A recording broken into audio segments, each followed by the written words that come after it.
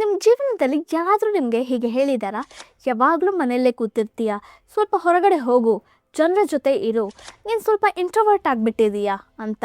ಅಥವಾ ನೀವು ಪಾರ್ಟಿಗೆ ಹೋಗದೆ, ಔಟಿಂಗ್ ಹೋಗ್ದೇ ಮನೆಯಲ್ಲಿ ಉಳ್ಕೊಂಡಾಗ ಏನಾಯ್ತು ನಿನಗೆ, ಯಾರ ಜೊತೆನೂ ಸೇರ್ತಿಲ್ಲ, ಏನೋ ಪ್ರಾಬ್ಲಮ್ ಇದೆ ಅಂತ ಜಡ್ಜ್ ಮಾಡಿದಾರಾ? ಇಂತಹ ಮಾತು ಕೇಳಿದಾಗ ನಿಮಗೆ ಒಂದು ಕ್ಷಣನಾದರೂ ನನ್ನಲ್ಲೇ ಏನಾದರೂ ತಪ್ಪಿದೆಯಾ, ನಾನು ಸರಿಯಾಗಿಲ್ವಾ ಅಂತ ಅನಿಸಿರ್ಬಹುದು. ಖಂಡಿತ ಅನಿಸಿರುತ್ತೆ. ಯಾಕಂದರೆ ನಮ್ಮ ಸಮಾಜದಲ್ಲಿ ಯಾವಾಗಲೂ ಒಂದು ಪ್ರೆಷರ್ ಇರುತ್ತೆ. ಹೊರಗಡೆ ಹೋಗಬೇಕು, ಜನರ ಜೊತೆ ಬೆರಿಬೇಕು, ತುಂಬ ಸೋಷಿಯಲ್ ಆಗಿರಬೇಕು, ಎಲ್ಲರ ಜೊತೆ ಮಾತನಾಡಬೇಕು ಅಂತ. ಆದರೆ ಈ ಪ್ರೆಷರ್ಗೆ ಒಪ್ಪದೆ ತಮ್ಮದೇ ರೀತಿಯಲ್ಲಿ ಬದುಕೋ ಜನರು ಕೆಲವೊಮ್ಮೆ ತಮ್ಮನ್ನೇ ಪ್ರಶ್ನಿಸ್ಕೊಳ್ಳೋಕ್ಕೆ ಶುರು ಮಾಡ್ತಾರೆ. ನಾನು ಹೀಗಿರೋದು ತಪ್ಪಾ, ನಾನು ಯಾಕೆ ಬೇರೆ ಜನರ ಥರ ಇಲ್ಲ ಅಂತ. ಆದರೆ ನಿಜ ಏನಂದರೆ ಎಲ್ಲರೂ ಒಂದೇ ರೀತಿಯಲ್ಲಿ ಇರಬೇಕು ಅಂತೇನಿಲ್ಲ. ಕೆಲವರಿಗೆ ಜನರ ಜೊತೆ ಬೆರೆಯೋದು ಎನರ್ಜಿ ಕೊಡುತ್ತೆ, ಇನ್ನು ಕೆಲವರಿಗೆ ಒಬ್ಬರೇ ಇರೋದ್ರಿಂದ ನೆಮ್ಮದಿನ ಕೊಡುತ್ತೆ. ಅದರಿಂದ ಅವರು ತಪ್ಪು ಅಂತ ಅರ್ಥ ಅಲ್ಲ. ಆದರೆ ಇವತ್ತು ನಾನು ನಿಮಗೆ ಒಂದು ಮಾತು ಹೇಳ್ತೀನಿ, ಅದು ಕೇಳಿದ ಮೇಲೆ ನಿಮಗೆ ನಿಮ್ಮ ಬಗ್ಗೆನೇ ಒಂದು ಹೊಸ ಗೌರವ ಬರಬಹುದು. ನಿಮಗೆ ಮನೇಲಿರೋದು ಇಷ್ಟ ಅಂದರೆ ನೀವು ವೀಕ್ ಅಲ್ಲ, ನೀವು ಆ್ಯಂಟಿ ಸೋಷಿಯಲ್ ಅಂತ ಅಲ್ಲ, ನೀವು ಶೈ ಕೂಡ ಅಲ್ಲ. ಕೆಲವೊಮ್ಮೆ ಅದು ನಿಮ್ಮ ಎಮೋಷ್ನಲ್ ಇಂಟೆಲಿಜೆನ್ಸ್ನ ಒಂದು ಸೈನ್ ಆಗಿರ್ಬೋದು. ಇದನ್ನ ಕೇಳಿದ ತಕ್ಷಣ ನಿಮಗೆ ಸ್ವಲ್ಪ ರಿಲೀಫ್ ಅನ್ನಿಸ್ತಿದೆಯಾ? ಹೌದು, ನಾನು ಹೀಗೆ ಇರೋದು ತಪ್ಪಲ್ಲ ಅಂತ ಅನ್ನಿಸ್ತಿದೆಯಾ? ಇವತ್ತು ನಾವು ಇದೇ ವಿಷಯದ ಬಗ್ಗೆ ಸ್ವಲ್ಪ ಡೀಪಾಗಿ ಮಾತಾಡೋಣ. ಯಾವಾಗಲೂ ಮನೇಲಿ ಇರಬೇಕು ಅಂತ ಇಷ್ಟಪಡೋ ಜನರ ಸೈಕಾಲಜಿ ಏನು? ಅವರು ನಿಜವಾಗ್ಲೂ ಏನಾದರೂ ತಪ್ಪು ಮಾಡ್ತಿದ್ದಾರಾ, ಅಥವಾ ಅವರು ತಮ್ಮ ಜೀವನವನ್ನು ತಮ್ಮದೇ ರೀತಿಯಲ್ಲಿ ಬಹುಶಃ ಇನ್ನೂ ಚೆನ್ನಾಗಿ ಮ್ಯಾನೇಜ್ ಮಾಡ್ಕೊಳ್ತಿದ್ದಾರಾ? ಒಬ್ಬರೇ ಇರೋದು ಮತ್ತು ಒಂಟಿತನ ಅನುಭವಿಸೋದು ಒಂದೇನಾ? ಸೋಷಿಯಲ್ ಆಗಿರದೇ ಇರೋದಕ್ಕೂ ಆ್ಯಂಟಿ ಸೋಷಿಯಲ್ ಆಗಿರೋದಕ್ಕೂ ಏನು ವ್ಯತ್ಯಾಸ? ಇವೆಲ್ಲದರ ಬಗ್ಗೆ ಇವತ್ತು ಡೀಟೇಲ್ಡಾಗಿ ಮಾತಾಡೋಣ. ಅದಕ್ಕಿಂತ ಮುಂಚೆ ನಿಮಗೆ ಒಂದು ಚಿಕ್ಕ ಪ್ರಶ್ನೆ. ನಿಮಗೆ ಮನೇಲಿರೋದು ಹೆಚ್ಚು ಇಷ್ಟನಾ, ಅಥವಾ ಹೊರಗಡೆ ಹೋದಾಗ ಜನರ ಜೊತೆ ಬೆರೆತಾಗ ನೀವು ಇನ್ನೂ ಹೆಚ್ಚು ಎನರ್ಜೆಟಿಕ್ ಆಗಿ ಫೀಲ್ ಆಗ್ತೀರಾ? ನಿಮ್ಮ ಆನ್ಸರ್ನ ಕಮೆಂಟಲ್ಲಿ ತಿಳಿಸಿ. ನಾವು ಲೆಟ್ಸ್ ಗೆಟ್ ಸ್ಟಾರ್ಟೆಡ್. ಮೊದಲನೇ ವಿಷಯ, ನೀವು ಮನೇಲಿದ್ದಾಗ ನಿಮ್ಮ ನರ್ವಸ್ ಸಿಸ್ಟಮ್ಗೆ ಒಂದು ರೀತಿಯ ಸೇಫ್ ಫೀಲಿಂಗ್ ಸಿಗ್ಬೋದು. ಇದನ್ನ ಅರ್ಥ ಮಾಡ್ಕೊಳ್ಳೋಕ್ಕೆ ಒಂದು ಕ್ಷಣ ಯೋಚನೆ ಮಾಡಿ. ನಾವು ಬದುಕ್ತಿರೋ ಈ ಪ್ರಪಂಚ ಎಷ್ಟು ಓವರ್ ಸ್ಟಿಮ್ಯುಲೇಟೆಡ್ ಆಗಿದೆ ಅಂದರೆ ಊಹೆ ಮಾಡ್ಕೊಳ್ಳೋಕ್ಕೇ ಕಷ್ಟ. ಎಲ್ಲ ಕಡೆ ನಾಯ್ಸ್, ಫೋನಲ್ಲಿ ನೋಟಿಫಿಕೇಷನ್ಸ್, ಕೆಲಸದ ಕರ್ತವ್ಯಗಳು, ಬೇರೆ ಜನರ ಎಕ್ಸ್ಪೆಕ್ಟೇಷನ್ಸ್, ಅವರ ಎನರ್ಜಿ, ಇವೆಲ್ಲನೂ ನಮ್ಮ ಸುತ್ತ ನಿರಂತರವಾಗಿ ಇರುತ್ತೆ.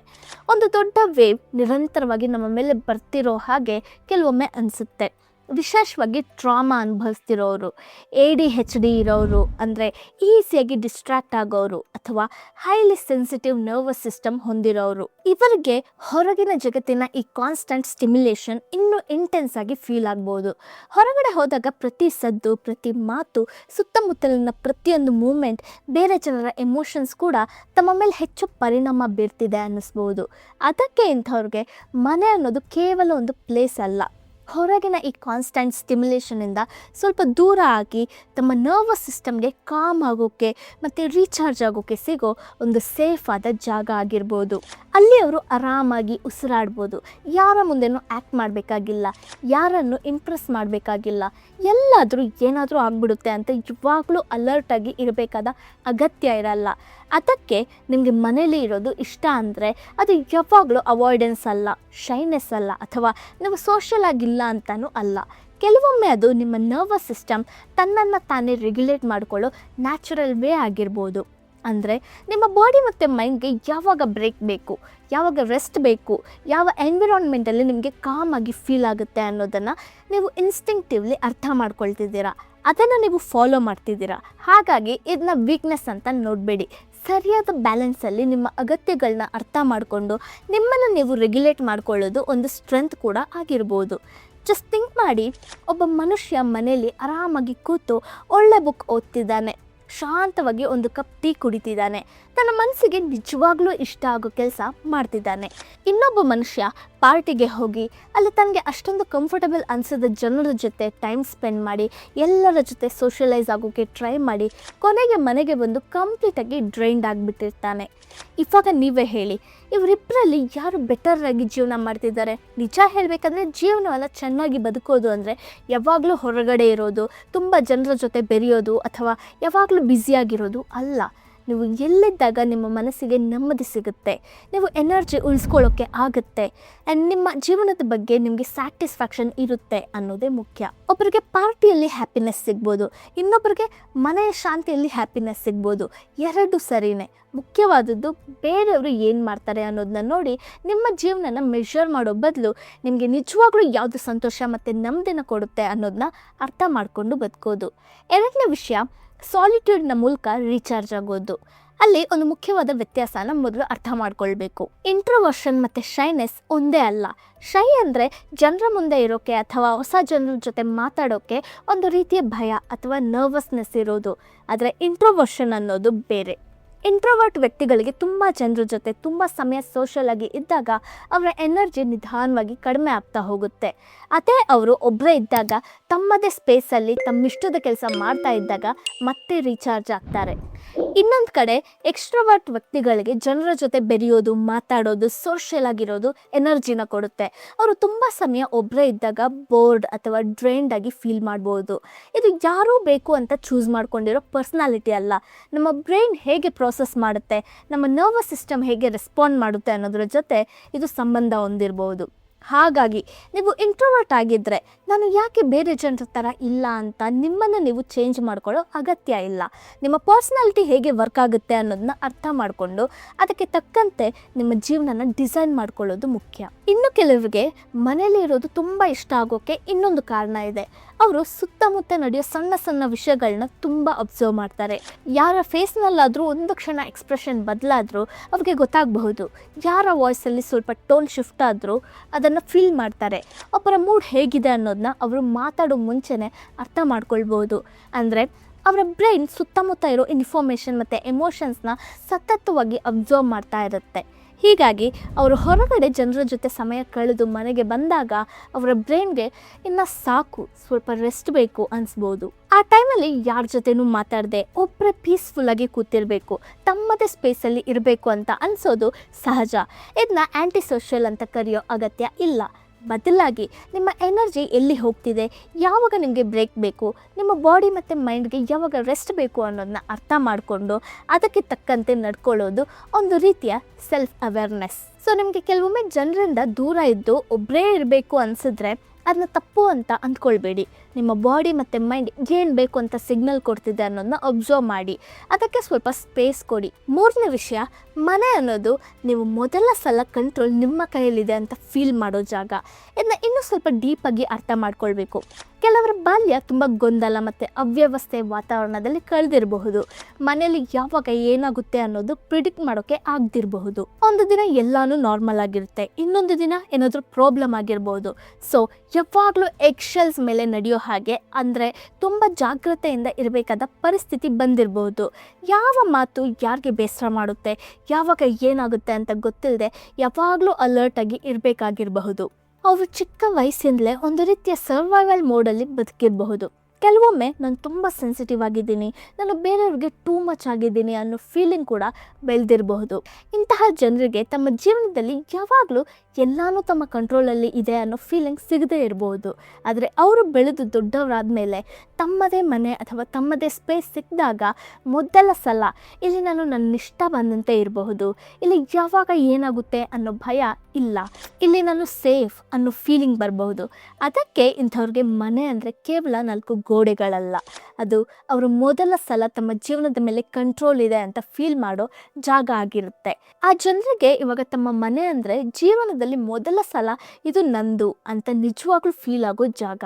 ಇಲ್ಲಿ ನಾನು ಹೇಗೆ ಬೇಕಾದರೂ ಹಾಗೆ ಇರ್ಬೋದು, ಯಾರೂ ಜಡ್ಜ್ ಮಾಡಲ್ಲ, ನನಗೆ ಇಷ್ಟ ಆದ ಹಾಗೆ ನನ್ನ ಮನೆಯನ್ನು ಡೆಕೋರೇಟ್ ಮಾಡ್ಬೋದು, ನನಗೆ ಇಷ್ಟ ಆದ ಮ್ಯೂಸಿಕ್ ಕೇಳಬಹುದು, ನನಗೆ ಇಷ್ಟ ಆದ ಕ್ಯಾಂಡಲ್ ಹಚ್ಬೋದು, ಯಾವಾಗ ಬೇಕಾದರೂ ಪೀಸ್ಫುಲ್ಲಾಗಿ ಕುತ್ಕೊಳ್ಬಹುದು.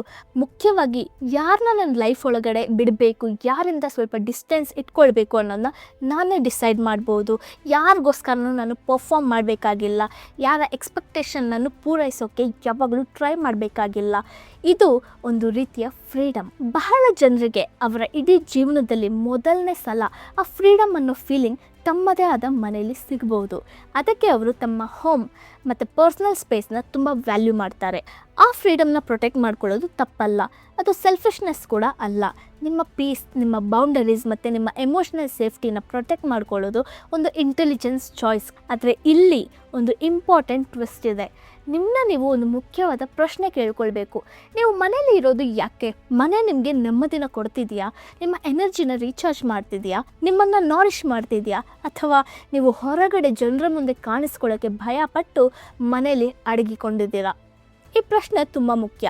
ಯಾಕಂದರೆ ಹೊರಗಿನಿಂದ ನೋಡಿದಾಗ ಈ ಎರಡು ಒಂದೇ ರೀತಿ ಕಾಣಿಸ್ಬೋದು, ಆದರೆ ಒಳಗಡೆ ಇವೆರಡರ ಮಧ್ಯ ತುಂಬ ದೊಡ್ಡ ವ್ಯತ್ಯಾಸ ಇದೆ. ನೀವು ಮನೇಲಿ ಇರೋದ್ರಿಂದ ನಿಮಗೆ ಎನರ್ಜಿ ಸಿಗ್ತಿದ್ರೆ, ನಿಮ್ಮ ಮನಸ್ಸು ಕಾಮ್ ಆಗ್ತಿದ್ರೆ, ನೀವು ನಿಮ್ಮ ಕೆಲಸ ಮಾಡ್ತಿದ್ರೆ, ಹೊಸದನ್ನು ಕಲಿತಿದ್ರೆ, ಒಳ್ಳೆ ಯೋಚನೆ ಮಾಡ್ತಿದ್ರೆ, ನಿಮ್ಮ ಜೀವನದ ಬಗ್ಗೆ ಸಂತೋಷವಾಗಿದ್ದರೆ ಅದು ಹೆಲ್ದಿ ಸಾಲಿಟ್ಯೂಡ್. ಆದರೆ ನೀವು ಮನೇಲಿ ಇರೋದು ಜನ ನನ್ನ ಬಗ್ಗೆ ಏನು ಅಂದ್ಕೊಳ್ತಾರೋ, ನಾನು ಹೊರಗಡೆ ಹೋದರೆ ಯಾರಾದರೂ ಜಡ್ಜ್ ಮಾಡ್ತಾರಾ, ನನ್ನನ್ನು ರಿಜೆಕ್ಟ್ ಮಾಡ್ತಾರಾ ಅನ್ನೋ ಭಯದಿಂದ ಆಗಿದ್ದರೆ ಆವಾಗ ಸ್ವಲ್ಪ ಗಮನ ಕೊಡಬೇಕು. ಯಾಕಂದರೆ ಆ ಸಂದರ್ಭದಲ್ಲಿ ಮನೆ ನಿಮಗೆ ಪೀಸ್ ಕೊಡೋ ಸೇಫ್ ಸ್ಪೇಸ್ ಆಗಿರದೆ ನಿಮ್ಮ ಭಯದಿಂದ ನೀವು ಹೊರಬರಲಾಗದ ಒಂದು ಟ್ರಾಪ್ ಆಗ್ಬೋದು. ಹಾಗಾಗಿ ನೀವು ಪ್ರಾಮಾಣಿಕವಾಗಿ ಕೇಳ್ಕೊಳ್ಳಿ, ನಾನು ಮನೇಲಿರೋದು ನನಗೆ ಇಷ್ಟ ಆಗಿ ಚೂಸ್ ಮಾಡಿದ್ದೇನಾ ಅಥವಾ ಭಯದಿಂದ ಹೊರಗೆ ಬರೋಕ್ಕೆ ಆಗ್ತಿಲ್ವಾ?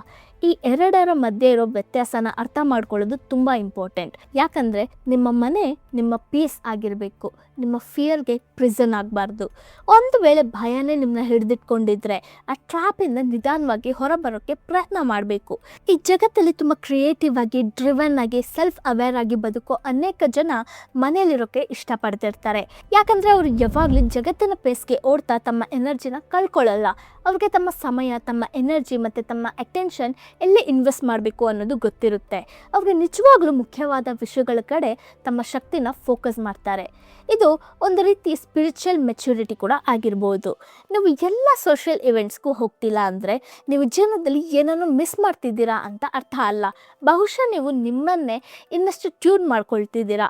ನೀವು ಲೈಫ್ನ ಅವಾಯ್ಡ್ ಮಾಡ್ತಿಲ್ಲ, ನೀವು ನಿಮ್ಮ ಜೀವನನ ನಿಮ್ಮ ವ್ಯಾಲ್ಯೂಸ್, ನಿಮ್ಮ ಪ್ರಿಯಾರಿಟೀಸ್ ಮತ್ತು ನಿಮ್ಮ ಪೀಸ್ಗೆ ತಕ್ಕಂತೆ ಕ್ಯೂರೇಟ್ ಮಾಡ್ಕೊಳ್ತಿದ್ದೀರಾ. ಇದು ಬೇರೆಯವ್ರಿಗೆ ಅನ್ಕಂಫರ್ಟಬಲ್ ಅನಿಸಿದ್ರೆ ಅದು ಅವರ ಪರ್ಸ್ಪೆಕ್ಟಿವ್. ನೀವು ಬೇರೆಯವರ ಪೇಸ್ಗೆ ಫಿಟ್ ಆಗೋಕ್ಕೆ ಹುಟ್ಟಿಲ್ಲ. ಪ್ರತಿಯೊಬ್ಬರು ಒಂದೇ ರಿದಮಲ್ಲಿ ಬದುಕಬೇಕು ಅಂತೇನಿಲ್ಲ.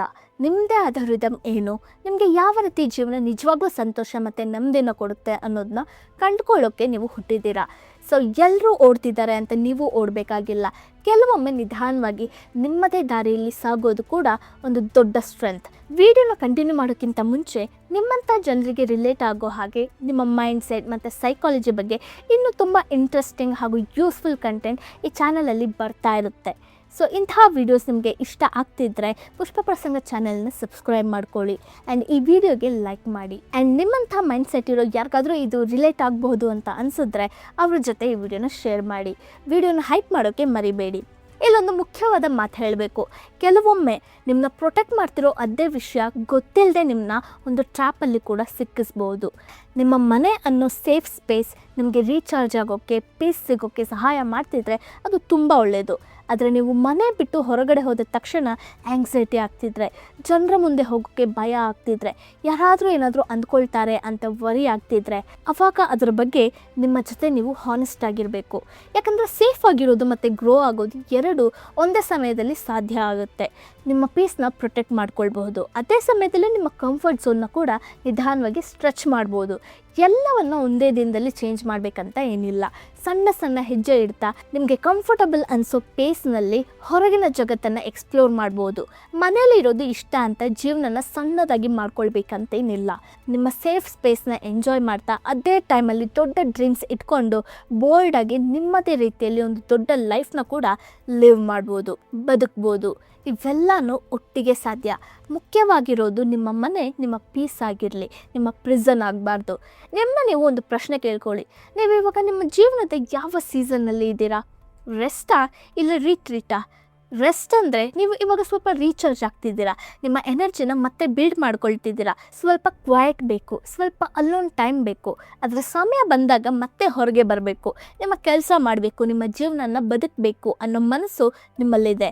ಆದರೆ ರೀಟ್ರೀಟ್ ಅಂದರೆ ನೀವು ಭಯದಿಂದ ಹೊರಗಿನ ಜಗತ್ತಿನಿಂದ ದೂರ ಓಡ್ತಿದ್ದೀರಾ, ಜನರನ್ನು ಅವಾಯ್ಡ್ ಮಾಡ್ತಿದ್ದೀರಾ, ರಿಜೆಕ್ಷನ್ಗೆ ಭಯ ಪಡ್ತಿದ್ದೀರಾ, ಜಡ್ಜ್ಮೆಂಟ್ಗೆ ಹೆದರ್ತಿದ್ದೀರಾ, ಅಥವಾ ಏನಾದರೂ ಆಗಬಹುದು ಅನ್ನೋ ಫಿಯರ್ನಿಂದ ನಿಮ್ಮನ್ನು ನೀವು ಐಸೋಲೇಟ್ ಮಾಡ್ಕೊಳ್ತೀರಾ. ಓಡ್ತಿದ್ದೀರಾ? ಈ ಎರಡರ ನಡುವೆ ತುಂಬ ದೊಡ್ಡ ವ್ಯತ್ಯಾಸ ಇದೆ. ಆದ್ದರಿಂದ ಈ ಪ್ರಶ್ನೆಗೆ ಉತ್ತರನ ಮೊದಲು ಬೇರೆಯವ್ರಿಗೆ ಕೊಡೋ ಅವಶ್ಯಕತೆ ಇಲ್ಲ. ನೀವು ಇವಾಗ ಯಾವ ಸೀಸನಲ್ಲಿ ಇದ್ದೀರಾ ಅನ್ನೋದನ್ನ ನಿಮಗೆ ನೀವೇ ಹಾನೆಸ್ಟಾಗಿ ಹೇಳ್ಕೊಳ್ಳಿ. ನಿಮ್ಮನ್ನ ನೀವು ಜಡ್ಜ್ ಮಾಡ್ಕೊಳ್ಬೇಡಿ, ಸುಳ್ಳು ಹೇಳಬೇಡಿ. ಯಾಕಂದರೆ ನೀವು ರೆಸ್ಟ್ನಲ್ಲಿ ಇದ್ದೀರಾ ಅಥವಾ ರೀಟ್ರೀಟ್ನಲ್ಲಿ ಇದ್ದೀರಾ ಅನ್ನೋದನ್ನ ಅರ್ಥ ಮಾಡ್ಕೊಂಡಾಗ ಮುಂದೆ ನೀವು ಏನು ಮಾಡಬೇಕು ಅನ್ನೋದು ನಿಮಗೆ ನಿಧಾನವಾಗಿ ಕ್ಲಿಯರ್ ಆಗ್ತಾ ಹೋಗುತ್ತೆ. ಕೊನೆಯಲ್ಲಿ ನಿಮಗೊಂದು ಚಿಕ್ಕ ಚಾಲೆಂಜ್ ಕೊಡ್ತೀನಿ.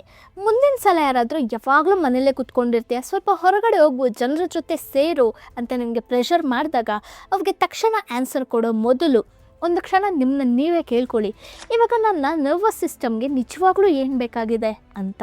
ನನಗೆ ಇವಾಗ ಸ್ವಲ್ಪ ರೆಸ್ಟ್ ಬೇಕಾ, ಸ್ವಲ್ಪ ಅಲೋನ್ ಟೈಮ್ ಬೇಕಾ, ಅಥವಾ ನಾನು ಭಯದಿಂದ ಜನರಿಂದ ದೂರ ಓಡ್ತಿದ್ದೀನಾ? ಈ ಒಂದು ಪ್ರಶ್ನೆನ ಪ್ರತಿದಿನ ನಿಮ್ಮನ್ನ ನೀವು ಕೇಳ್ಕೊಳ್ಳೋಕ್ಕೆ ಅಭ್ಯಾಸ ಮಾಡಿಕೊಂಡ್ರೆ ನಿಧಾನವಾಗಿ ನಿಮ್ಮ ಜೀವನದಲ್ಲಿ ತುಂಬ ಚೇಂಜಸ್ ಆಗ್ಬೋದು. ನಿಮ್ಮ ಡಿಸಿಷನ್ ಇನ್ನಷ್ಟು ಕ್ಲಿಯರ್ ಮತ್ತು ಬೆಟರ್ ಆಗುತ್ತೆ. ಇಂಪಾರ್ಟೆಂಟ್ಲಿ ಯಾವಾಗ ನಿಮ್ಮ ಪೀಸ್ ಪ್ರೊಟೆಕ್ಟ್ ಮಾಡಬೇಕು, ಯಾವಾಗ ನಿಮ್ಮ ಕಂಫರ್ಟ್ ಝೋನನ್ನ ಸ್ಟ್ರೆಚ್ ಮಾಡಬೇಕು ಅನ್ನೋದು ನಿಮಗೆ ಅರ್ಥ ಆಗ್ತಾ ಹೋಗುತ್ತೆ. ಬೇರೆಯವರು ಏನು ಹೇಳ್ತಾರೆ ಅನ್ನೋದಕ್ಕಿಂತ ನಿಮ್ಮ ಬಾಡಿ ಮತ್ತು ಮೈಂಡ್ ನಿಮಗೆ ಏನು ಸಿಗ್ನಲ್ ಕೊಡ್ತಿದೆ ಅನ್ನೋದನ್ನ ಕೇಳೋದು ಕಲೀರಿ. ಸೊ ನೆನಪಿರಲಿ, ನಿಮಗೆ ಮನೇಲಿರೋಕ್ಕೆ ಇಷ್ಟ ಅಂತ ಅದು ನಿಮ್ಮಲ್ಲಿರೋ ಒಂದು ಫ್ಲಾ ಅಲ್ಲ. ನೀವು ಎಲ್ಲರ ಜೊತೆ ಬೆರೆಯದೆ ನಿಮ್ಮದೇ ಸ್ಪೇಸಲ್ಲಿ ಇರೋದು ನಿಮ್ಮ ವೀಕ್ನೆಸ್ ಅಲ್ಲ. ಕೆಲವೊಮ್ಮೆ ಅದು ನಿಮ್ಮ ಡೆಪ್ತ್ ಆಗಿರ್ಬೋದು, ನಿಮ್ಮ ಅವೇರ್ನೆಸ್ ಆಗಿರ್ಬೋದು, ನಿಮ್ಮ ಇಂಟೆಲಿಜೆನ್ಸ್ ಆಗಿರ್ಬೋದು. ಯಾಕಂದರೆ ಜಗತ್ತು ಯಾವ ಪೇಸ್ನಲ್ಲಿ ಓಡ್ತಿದೆ ಅಂತ ನೋಡಿ ಅದೇ ಪೇಸ್ನಲ್ಲಿ ಓಡೋದು ಈಸಿ.